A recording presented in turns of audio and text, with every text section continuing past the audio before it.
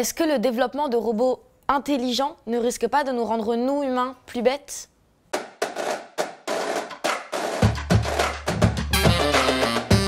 Alors c'est une bonne question, tu fais bien de te la poser. L'intelligence artificielle, c'est la chose la plus complexe à l'heure actuelle que l'homme a pu créer. Donc comment quelque chose de très complexe créé par le cerveau humain peut-il nous rendre plus bêtes? J'essaie de me rappeler ce que je dois dire.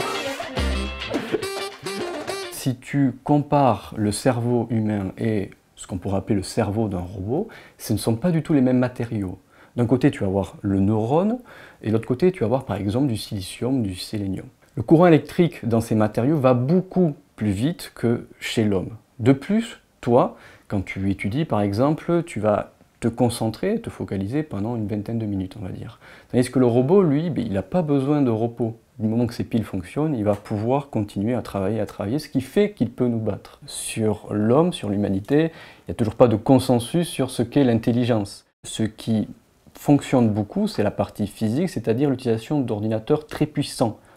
On peut faire travailler des millions et des millions de données qui permettent à la machine de nous surpasser. Rassure-toi, à l'heure actuelle, une machine, elle arrive facilement à identifier un chat dans une photo, chose que tu savais faire avant.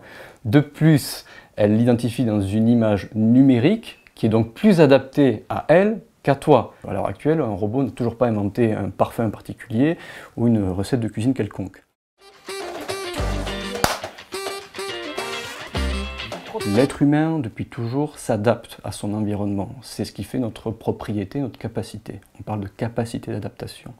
Ça, c'est en relation avec quelque chose pour ton cerveau qu'on appelle la plasticité, qui est d'ailleurs très importante à ton âge. L'intelligence artificielle que tu dois voir comme un outil dépend en fait de la manière dont tu vas utiliser cet outil. Et donc tu vas t'adapter ou non en fonction de cet outil.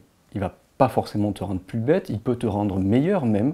Et en résumé, ce qu'il faut comprendre, ça va être à l'homme, encore une fois, de s'adapter à son environnement du fait de la plasticité cérébrale, propriété que l'on possède nous, mais que ne possède pas la machine.